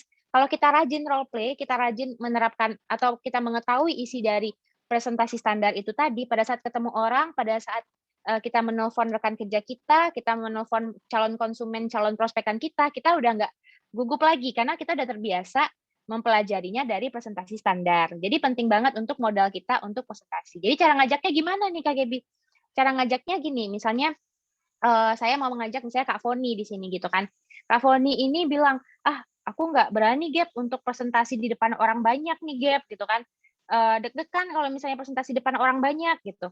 Nah, kita sampaikan gini aja, "Kak Foni, sebenarnya presentasi role play ini adalah modal utama Kak Foni loh untuk bisa prospecting. Jadi bukan goals-nya itu untuk presentasi di skala yang besar gitu. Jadi role play ini membiasakan diri kita untuk mempelajari isi apa sih HDI itu gitu. Apa sih yang kita harus pahami di HDI dan kita sampaikan ke calon prospekan kita. Itu modal utama Kak Foni loh, kayak gitu. Nah, nanti suatu saat Kak Foni bisa loh melakukan presentasi skala besar kayak gitu. Untuk awal ini bagus banget gitu. Jadi untuk orang baru yang misalnya dia masih di posisi enterprise partner, nggak apa-apa banget teman-teman langsung ajakin aja ke role play dengan caranya seperti itu teman-teman. Jadi itu ibaratnya bisa membangkitkan kepercayaan diri mereka dan mereka punya modal utama dalam prospecting. Seperti itu. Nah, terus selanjutnya adalah jumlah yang hadir di BEM. Nah, ini kemampuan apa nih kira-kira yang perlu kita tanamkan untuk mempunyai orang-orang yang bisa hadir di acara-acara HDI seperti BEM, seperti Enterprise Camp gitu ya. Di sini minimum itu ada di 25 orang. Berarti kita harus belajar cara mengundang seperti itu. Cara mengundang orang itu seperti apa sih gitu. Bener banget ya Kak Tria, how to inviting, bener. Jadi cara mengundang itu bagaimana sih supaya orang ini bisa tertarik untuk ikutan sesinya gitu. Misalnya contohnya saya ngomong sama Kak Yulia Savitri gitu kan. Kak Yulia, ada ikem loh Kak gitu kan, mulai hari Senin besok. Emang apa tuh Kak Gebi? ah nggak tahu lah, pokoknya kayak training HDI gitu, udah kamu ikut aja gitu kan. Terus kan Kak Triani pasti mikir, lah tadi kan aku diajakin ini, tapi kayak dia tuh kayak nggak meyakinkan gitu ngajakinnya kayak gitu, atau eee, yang penting ikut aja lah dulu, aku juga nggak tahu gitu. Kayaknya sih acaranya membosankan, kayaknya sih acara ini gitu. Kita udah men-trigger duluan, kira-kira itu salah nggak sih cara mengundangnya? Jadi Kak Yulia ini pun juga, ah kok, ngundang tapi kok kayak nggak ngundang gitu, agak aneh gitu. Jadi benar-benar di sini how to inviting ini penting banget teman-teman, edifikasi acaranya gitu. Misalnya ICAM, kita jelaskan dari ICAM itu orang-orang banyak yang sukses loh Kak, pertumbuhan bisnis itu banyak banget loh dari ICAM gitu. Bahkan saya pun jadi ketemu YHDI saya, bahkan saya pun juga tahu apa yang harus saya lakukan di bisnis ini. Itu modal utama kita banget loh Kak di bisnis ini, dengan investasi yang rendah tapi kita bisa mendapatkan balik modal ibaratnya gitu, dengan pengetahuan yang kita dapatkan di bisnis ini, seperti itu. Nah, ayo Kak Yulia ikutan kayak gitu. Jadi kita edifikasi acara yang mau kita undang ke rekan kerja kita sehingga mereka tertarik, "Oh gitu ya." Jadi kan mereka tahu gitu. Jadi yang diedifikasi itu bukan hanya produk aja teman-teman, bukan hanya produk, tapi, acara-acara kita edifikasi sebaik mungkin pada saat kita mau mengundang rekan kerja kita. Ibaratnya kayak kita mempromosikan produk, bagaimana caranya acara itu kita kemas dengan baik sehingga orang itu tertarik untuk mengikuti acara itu. Nah, di sanalah cara mengundang yang benar. Nah, terus juga selanjutnya adalah jumlah enterpriser yang melakukan 3M. Nah, di sini apa sih pengetahuan yang harus kita dapatkan? Di sini untuk mendapatkan rekan kerja kita itu yang bisa mengikuti 3M, membaca buku, kayak gitu, atau mengikuti Zoom meeting dan lain-lain gitu. Itu menginstal Billionaire Education Center itu minimum ada di 15 orang. Nah, bagaimana sih caranya kita itu bisa mendapatkan orang sebanyak ini, 15 ini, dengan cara memfollow up mereka dan arahkan mereka ke sistem gitu. Tanpa follow up, kira-kira apakah orang itu akan mendownload DEC dengan sendirinya? Jarang terjadi, teman-teman. Tanpa kita follow up, apakah kira-kira orang itu tiba-tiba udah punya buku ini ya, sekamar, udah banyak banget nih, aku udah beli buku HDI semuanya gap gitu, tanpa di-follow up. Nggak mungkin ya, teman-teman. Jadi follow up itu penting banget. Follow up itu penting banget, arahkan mereka ke sistem untuk mengikuti 3M. Selanjutnya, jumlah yang hadir ke BES, BMW, dan BIG ya, sama dengan ICAM ya, dan acara-acara besar HDI. Kalau di manajer minimum kita tuh bisa invite 10 orang. Seperti itu. Nah, ini adalah kemampuan kita untuk mengundang. Nah, selanjutnya jumlah kaki yang jadi manajer. Di sini teman-teman bisa lihat jumlah kaki yang jadi manajer, maksudnya jumlah rekan kerja yang jadi manajer. Di sini tuh minimum ada 5 gitu. Mau itu ada di pelebaran, mau sampai ke kedalaman, pokoknya totalnya itu manajernya itu ada 5 di jaringan kita. Nah, apabila orang udah reach di 5 ini, berarti apa nih yang sudah terjadi teman-teman? Duplikasinya pasti jalan. Jadi mereka ini fokusnya bagaimana cara rekan kerja saya ini juga bisa jadi manajer. Jadi bukan saya sendiri nih yang jadi manajer, kayak gitu. Jadi dia mencari dan mengajarkan orang untuk bisa jadi manajer juga, sehingga mendapatkan 5 orang yang bisa jadi manajer di jaringannya, seperti itu. Karena kan kita nggak mau ya sukses sendiri ya teman-teman, kita mau mensukseskan orang banyak juga, seperti itu. Oleh karena itu, kita harus tahu cara menjadi duplikator yang baik ke jaringan kita, seperti itu. Nah, yang ke-9 adalah kedalaman kaki yang paling dalam. Nah, kedalaman kaki yang paling dalam ini sama ya teman-teman, kita harus memastikan duplikasinya jalan, seperti itu. Apakah kira-kira kedalaman jaringan kita ini sudah sampai mana nih? Kalau di sini manajer kedalaman kita itu udah sampai 8, teman-teman. Kalau misalnya stuck cuma sampai 1 atau 2, kira-kira berarti ada masalah di lapisan kedua kita. Misalnya lapisan kedua kita ini berarti belum bisa prospecting, atau bisa jadi mereka ini belum bisa, belum mau menjadi network builder atau apa. Kita yang cari tahu, kira-kira, "Oh kenapa sih jaringan aku di lapisan kedua aja terus, lapisan ketiga aja terus," gitu kan. Kita pastikan, kira-kira orang ini apakah sudah terduplikasikah yang lapisan kedua ini gitu. Apakah kitanya ini jarang nih bikin grup meeting sehingga jaringannya itu stagnan aja sampai lapisan 2. Jadi nggak terinfokan informasi yang penting, kayak gitu. Jadi ini penting banget untuk kita untuk bisa, memastikan duplikasinya jalan. Selanjutnya teman-teman, minimum omset di manajer itu adalah di 75 juta. Nah, teman-teman di sini minimum omset manajer seorang manajer itu adalah di 75 juta. Ada mungkin yang di sini ada yang omsetnya misalnya nggak sesuai nih dengan Kompas Bisnis. Ini mungkin bisa jadi fokus kita itu misalnya masih ke mengejar peringkat kayak gitu. Atau mau ya udahlah kita susun-susun aja kayak gitu. Padahal kalau kita ikuti semuanya dari Kompas Bisnis ini, seorang manajer bisa punya omset 75 juta loh. Gede banget kan teman-teman? 75 juta coba deh dikali 5%. Berapa itu? bonusnya, ya kan? Karena bukan hanya melebar, tapi fokus juga pada kedalamannya. Kalau kita hanya fokus ke pelebaran aja, bisa kita jadi manajer, tapi kita udah memastikan nggak sih, ini duplikasinya jalan sampai kedalaman kita, seperti itu. Jadi fokus kita bantu orang, bukan mendapatkan sesuatu dari orang lain. Pada saat kita fokus bantu orang, mendapatkan leader-leader baru, mendapatkan manajer-manajer baru, maka terjadilah minimum omset 70 juta karena kompas bisnisnya sudah benar-benar terlaksanakan. Seperti itu, teman-teman. Nah, Ci, tadi kita udah bahas nih ya, Ci, ya, kayak dari kompas bisnisnya seperti ini gitu kan, manager, leader, diamond. Di sini teman-teman bisa lihat ya, statistik minimalnya tuh juga udah disampaikan dari billionaires kita, luar biasa ya, Ci, ya, benar-benar sangat dirinci kompas bisnisnya. Jadi buat evaluasi juga buat kita semua ya, teman-teman ya. Saya pun juga harus banyak evaluasi juga di sini dan terus melakukan upgrade diri gitu, teman-teman. Kalau misalnya kita belum sampai di sini, berarti ada hal-hal yang perlu kita tambahkan di RKH kita.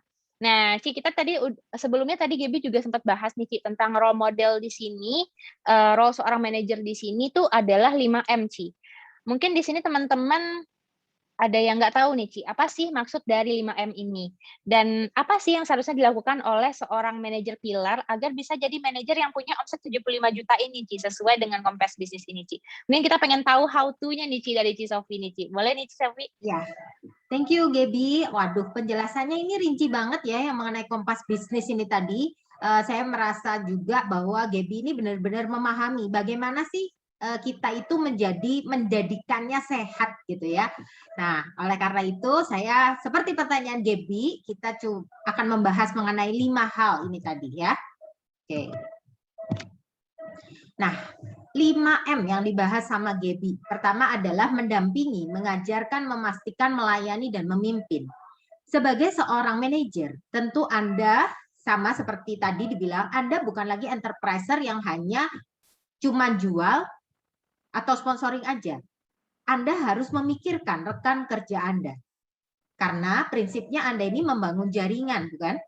Ya, membangun jaringan. Berarti Anda harus membantu juga rekan kerja Anda. Kenapa? Kok saya harus bantu rekan kerja saya? Karena rekan kerja Anda yang baru itu pasti seperti bayi. Mereka tuh belum bisa mengerti. Mereka tuh nggak ngerti apa yang harus dilakukan. Jadi tentu saja Anda harus mendampingi rekan kerja Anda. Mendampingi mereka untuk presentasi, mendampingi mereka untuk melakukan penjualan, gitu ya.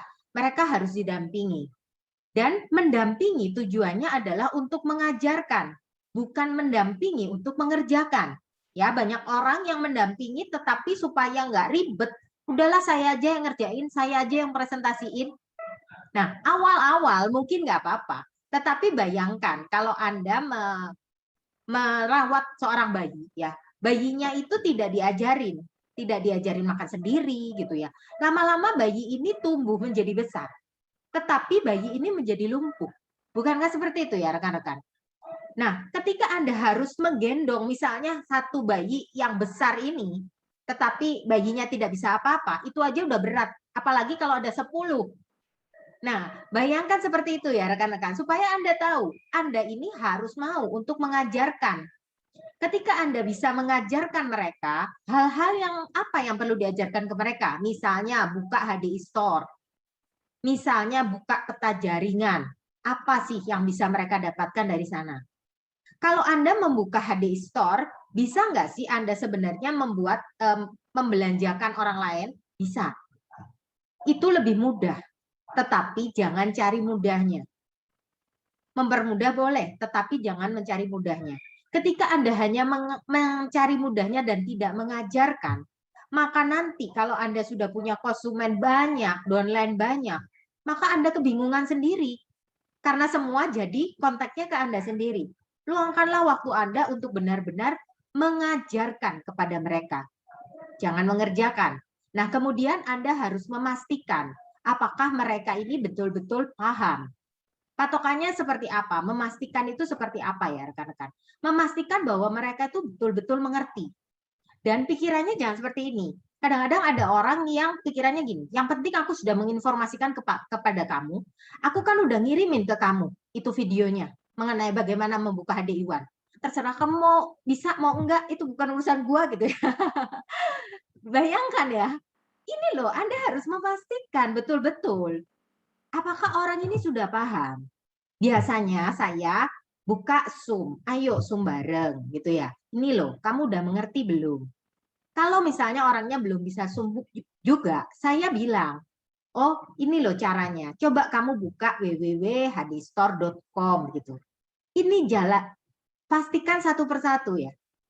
Itu ya rekan-rekan. Ini Anda memastikan.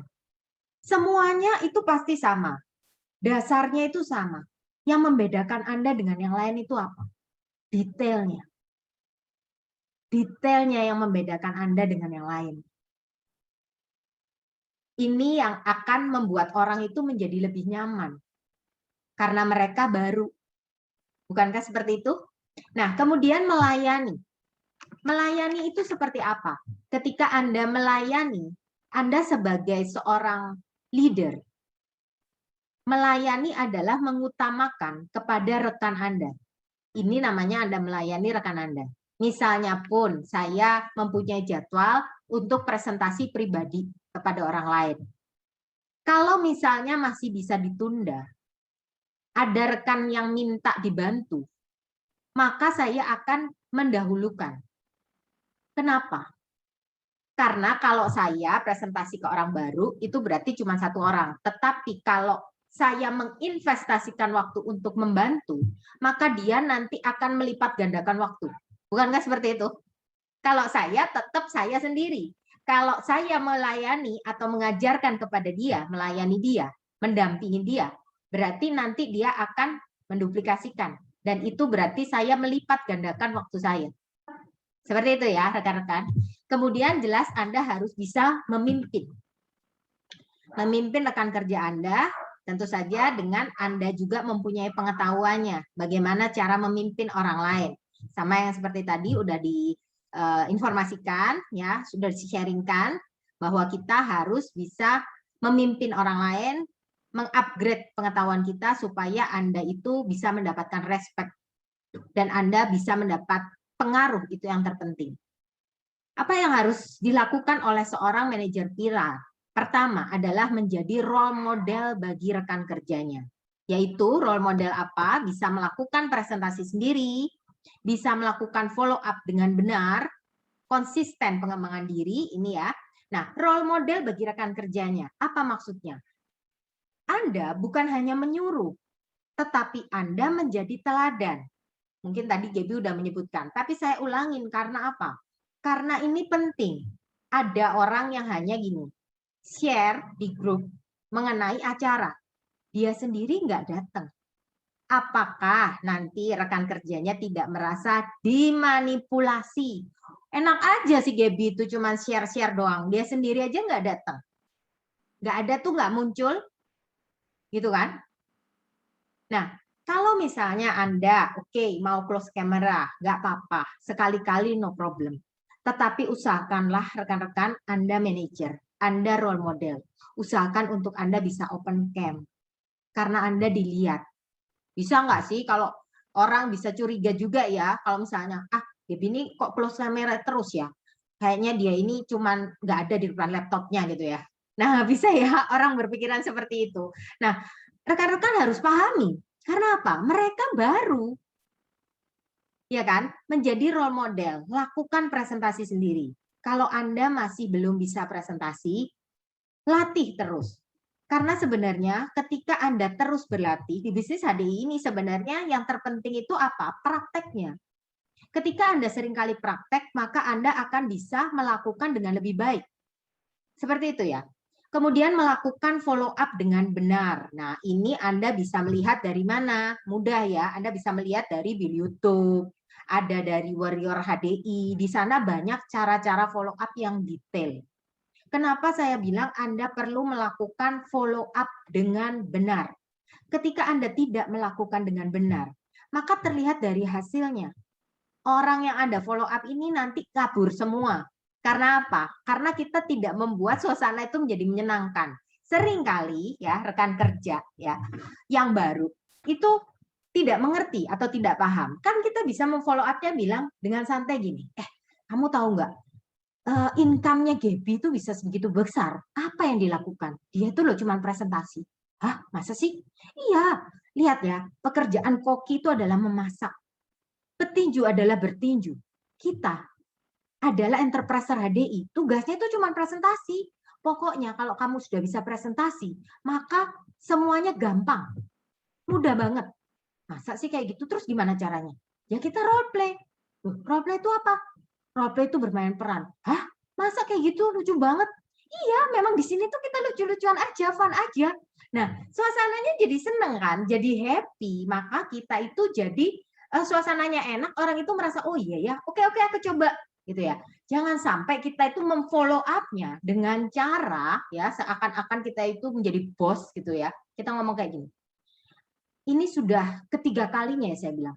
Kamu sudah lihat belum itu 5 training dasarnya? Sudah belajarkah presentasi? Nah, kalau kita cara follow up-nya seperti itu jelas ya, orangnya pada kabur nggak ya? Benar ya? Ini cara follow up. Makanya tadi dikatakan kan, people knowledge. Bayangkan kalau Anda yang diperlakukan seperti itu. Ya malas banget lah. Ya, ini cara kita ya. Jangan sampai kita menjadi upline itu yang sok-sokan gitu ya. Nah, terus konsistenlah untuk mengembangkan diri. Karena ini nanti berhubungan dengan follow up dengan benar ini. Kalau Anda sudah punya ilmu 21 hukum kepemimpinan, ini harus Anda pelajari, Anda baca. Nah, selain itu, 25 Ways to Win with People. Ini saya udah baca 2 kali buku 25 Ways, tapi saya selalu mendapatkan hal baru.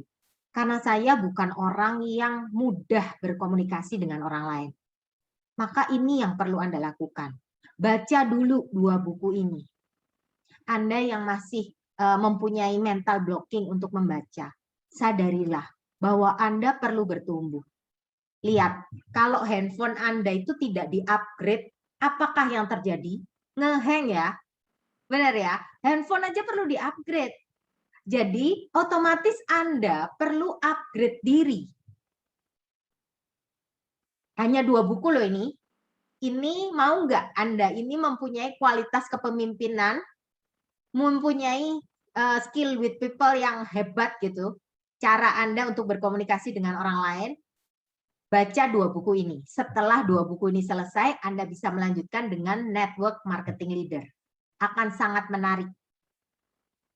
Saya pertama kali membaca, saya merasa bahwa saya capek sekali gitu ya. Belum 2 menit atau 5 menit. Saya merasa udah capek, udah ngantuk, pengen tidur gitu.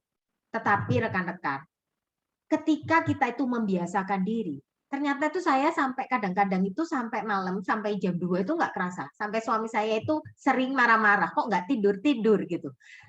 Kebablasan gitu ceritanya. Nah, enak kan kalau kita itu sudah bisa tahu seperti itu. Karena kita itu semakin, wah ini penasaran nih, saya penasaran nih yang ini. Nah, ini menarik buat Anda sendiri juga akan lebih mudah ya, lebih enak kalau ketika Anda sudah mempunyai habit yang benar. Nah, terus melakukan investasi untuk pertumbuhan diri dan pertumbuhan jaringan. Seperti contohnya apa? Melakukan investasi ini ke misalnya e-camp. Nah, itu Anda harus mengeluarkan investasi, meluangkan waktu juga sedikit dana, sedikit banget. Dan pertumbuhan jaringan. Ini tuh seperti apa? Kalau e-camp, Anda bisa nggak sih untuk Anda itu menginvestasikan atau mengajak orang, misalnya orangnya yang masih baru, mereka belum mempunyai mindset yang benar. Jelas mereka mau mengeluarkan uang itu masih merasa bahwa, ngapain saya ngeluarin uang segitu? Nah, kita itu bisa memfollow up dan kita mengopen mind. Kemudian kita bilang gini, dengan cara apa? Dengan cara sama seperti ketika Anda memfollow up orang, bilang aja gini, Bu, saya melihat Ibu itu ya punya kemampuan lebih loh, Bu. Makanya saya itu pengen banget untuk mengajak Ibu ke e-camp ini. Dan saya hanya memilih beberapa orang untuk saya support 50%. Karena saya memilih Ibu karena saya melihat Ibu itu punya potensi yang luar biasa. Nah, maka orang itu merasa bahwa, oh iya ya, orang itu ingin kan merasa penting ya. Nah, seperti itu ya rekan-rekan, 50%, jangan sampai digratiskan. Karena apa? Saya belajar banyak bahwa kalau kita menggratiskan, orang merasa bahwa itu tidak berguna. Hal yang gratis dianggap tidak berguna atau tidak berharga. Gitu ya, teman-teman ya. Nah, kemudian yang kedua adalah apa yang harus dilakukan oleh seorang manajer pilar? Kita harus membuat rencana kerja harian dan melakukan pendampingan di setiap jalur. Setiap jalur. Jadi rekan-rekan jangan sampai salah. Membuat rencana kerja harian ini, Anda harus planningkan setiap jalur. Supaya jangan Anda hanya berpikir gini, jalur ini, jalurnya Gaby, aku senang sama Gaby. Maka aku bantuin jalurnya Gaby aja. Karena orang-orangnya itu kalau diminta tolong, langsung dianya suruh apa, suruh presentasi, suruh role play langsung. Tapi jalur yang lain enggak. Aku jalur Gaby aja. Nggak bisa seperti itu ya. Bikin rencana kerja harian juga harus pendampingannya tiap jalur. Jangan sampai salah, sehingga Anda tidak berkembang. Karena Anda hanya melakukan apa yang Anda senang. Nah, kemudian yang ketiga, memastikan bahwa rekan kerja Anda itu mengikuti sistem. Nah, ini penting banget, yaitu mengikuti sistem itu seperti apa? Membaca buku-buku dasar, yaitu Secret Book of MLM, RKA, The Magic of Thinking Big. Loh, perasaan kemarin cuma 2 buku. Kenapa kok sekarang ada tambahan? Nah, gini rekan-rekan. Rencana mengenai RKA tadi. RKA jelas ya, orang baru harus tahu mengenai produknya. Kalau enggak, bagaimana dia bisa menjual sesuatu yang tidak dia ketahui. Betul ya? Kemudian yang kedua, The Secret of MLM. Ini kan mengenai potensi bisnis network marketing, bagaimana menjelaskan ke orang lain, bagaimana open mind orang. Oke. Nah, terus The Magic of Thinking Big itu apa? Begini, tidak semua orang itu mempunyai mental yang kuat. Bukankah seperti itu? Nah, kalau orang tidak mempunyai mental yang kuat, dia menghadapi permasalahan, hambatan, rintangan, gampang down nggak sih? Terus nanti akhirnya, pertama semangat, tiba-tiba kabur. Nah, Anda harus mengimunisasi. Dengan apa? Dengan The Magic of Thinking Big. Ingat, cara Anda mengingatkan, ini penting. Cara Anda follow up, ini penting. Jangan menyuruh. Anda juga bisa menginvestasikan tadi. Ketika Anda dapat bonus, mungkin Anda beli buku The Magic of Thinking Big-nya lebih. Supaya apa? Nanti Anda bisa kirimkan kepada, oh ini sudah jadi manajer nih, Anda kirimkan. Sebagai apa? Sebagai apresiasi bahwa oh orang ini sudah mencapai manajer. Anda melihat kan, orang per orang itu Anda lihat, kemudian Anda kasih. Mungkin dia belum punya keinginan untuk membaca, tetapi kita bilang, nanti buku ini ya, ini buku spesial loh buat kamu. Tolong ditaruh di meja kamu aja, ditaruh dulu. Nah, orang itu akan terintimidasi ya dengan buku yang ada di mejanya itu. Gitu ya. Nah, ini cara-cara simpel ya. Instan dan berlangganan BEC. Rekan-rekan, install dan berlangganan BEC tentu Anda harus melakukannya. Karena apa? Ketika Anda sudah melakukannya, Anda bisa nggak menjelaskan secara detail apa aja yang ada di dalamnya? Bisa nggak Anda menceritakan, di sini saya mendapatkan ini loh, dari audio yang ini saya mendapatkan hal ini loh, motivasi ini loh. Ini Anda harus lakukan. Wajib untuk ikut spesial Zoom nasional, grup meeting. Ini penting ya, Anda untuk mengisi terus pikiran Anda. Karena gini ya, rekan-rekan. Bukankah seperti sebuah balon udara, ada berwarna-warna, tetapi semuanya bisa terbang. Kenapa seperti itu? Bukan tergantung dari warnanya. Warna itu apa? Latar belakang Anda. Suku. Itu tidak tergantung dari itu. Tetapi dari isinya yang bisa membuat balon ini terbang. Nah, sama seperti di bisnis ini. Yang membedakan Anda dari yang lain, Anda seorang manajer, itu adalah isinya. Itu yang harus Anda terus upgrade. Ikuti, juga bergabunglah di channel tele. Ini Anda supaya bisa menginspirasi rekan-rekan Anda melakukan role play presentasi. Nah, ini yang terakhir, melakukan role play presentasi. Open mind mereka. Kenapa pentingnya untuk mereka melakukan role play? Ya, untuk melakukan presentasi. Karena kita di bisnis ini mencari partner kerja, mencari rekan kerja. Bukan hanya menjual. Bagaimana mungkin Anda mendapatkan rekan kerja kalau Anda saja tidak bisa menjelaskan potensi bisnisnya? Oke, mungkin itu ya, Gaby, penjelasannya dari saya. Oke, Ci Sofi, ya ampun luar biasa banget Ci. Ini di sini benar-benar detail banget yang disampaikan Ci Sofi ya teman-teman semua, bahwa 5M itu apa aja kayak gitu. Apa sih yang harus kita lakukan sebagai seorang manajer yang pilar itu seperti apa? Semua sangat dirincikan ya teman-teman. Mudah-mudahan ini bisa kita terapkan pada saat kita menjalankan bisnis HDI agar di sini kita bisa menjadi manajer pilar yang sesuai dengan Kompas Bisnis. Oke, nah mungkin dari Ci Sofi kita udah di penghujung ini ya Ci ya, acara ya Ci ya. Nah mungkin dari Ci Sofi ada nggak Ci apa namanya kalimat motivasi atau apa gitu buat tim di sini supaya makin semangat nih Ci gitu menjadi manajer pilar. Ya, untuk semua rekan-rekan ya, di sini memang kita itu tidak ada yang instan. Tetapi yakinilah bahwa tidak ada pekerjaan yang sia-sia. Ketika Anda terus bertumbuh, bukankah Anda terus mendapatkan sesuatu yang baru? Dan di sini, rekan-rekan, Anda semua tuh tidak sendiri. Karena Anda akan bekerja dalam tim. Anda akan belajar banyak hal, terutama leadership. Seneng nggak sih kalau bisa kumpul bareng teman-teman, fun kayak gini? Tuh, saya melihat wajah-wajah dari rekan-rekan di sini yang semangat sampai jam 9 malam ini aja, apalagi di Sorong yang sudah jam 11 malam tuh masih cerah ceria ya. Wah, luar biasa banget. Nah, itulah rekan-rekan. Jadi janganlah pernah berputus asa. Anda punya upline leader Anda, kalau misalnya Anda merasa down, Anda bisa untuk berkonsultasi. Dan tidak ada pekerjaan yang sia-sia di bisnis ini. Semuanya pasti akan mendapatkan hasil. Itu aja mungkin Gaby ya. Oke, Ci Sofi, luar biasa. Yang penting prosesnya ya, Ci ya. Kita berproses pada prosesnya daripada hasil yang kita dapatkan gitu ya, Ci ya. Karena kalau kita udah fokus kepada proses, pasti akan menyenangkan kita jalankan gitu ya, Ci ya.